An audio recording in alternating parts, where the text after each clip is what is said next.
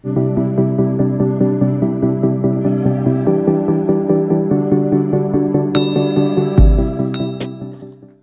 good morning mula dito sa Madrid, Espanya. Ngayong araw, espesyal akong lakad kasama ng aking anak kasi meron kaming pupuntahang birthday. Kasama ko siya kasi bakasyon naman niya, tapos wala rin naman siyang gagawin at kilala siya ng may birthday na pupuntahan ko, kaya kasama ko siya ngayon. Pero bago yan, samahan niyo muna ako sa aking Get Ready With Me. Kung bago ka dito sa aking channel, hello, ako po si Gandang Pilipinas sa Espanya. I share a bits and pieces of my life dito sa Madrid.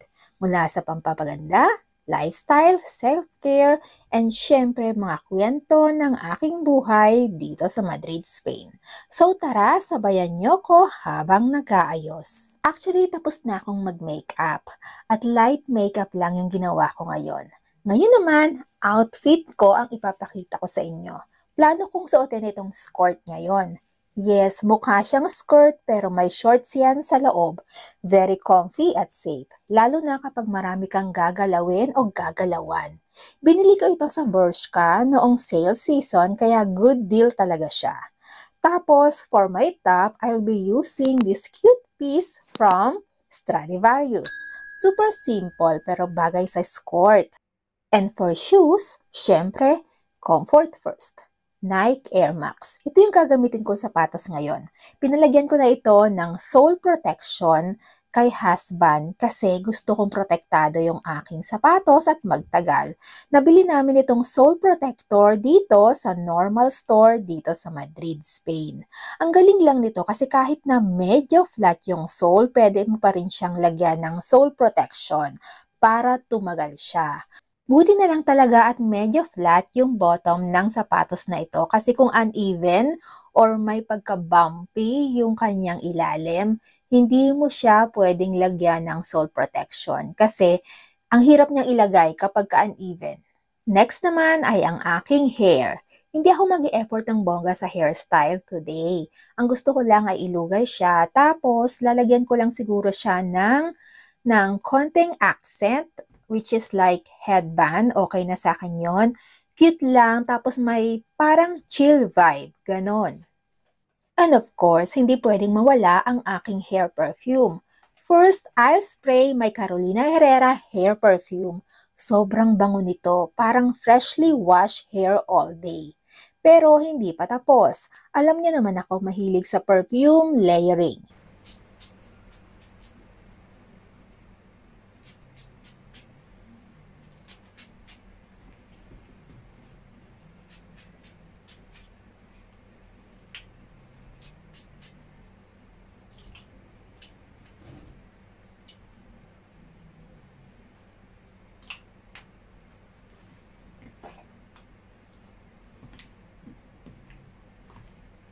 Una, I'll use this Tahara Vanilla Body Mist. Perfect siya for summer. Very light lang yung kanyang pagka-sweet, and then I layer it with Carolina Herrera Good Girl. Hindi ko na kinuha yung full-size bottle kasi tinamad ako sa kunin sa aking lalagyan. So, travel size lang yung ginamit ko today. Pero grabe, ang perfect ng combo nito. Sweet vanilla plus classy floral. Napaka-winner ng kanyang scent together.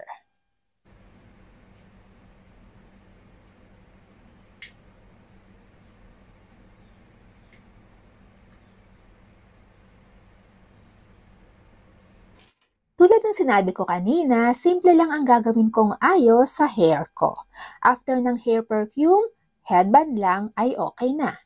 For my accessories, simple pero classy lang. I'll wear this cute pair of earrings, then dadagdagan ko ng pearl ring.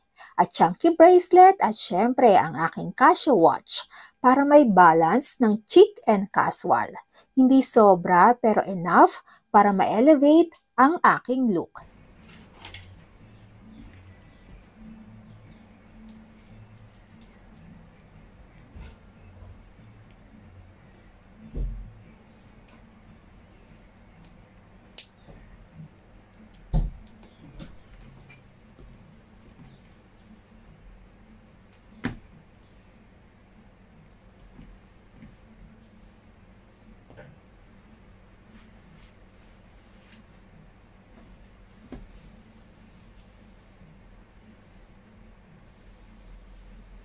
And for the bag, I'll be using this Stradivarius bucket bag or bucket bag.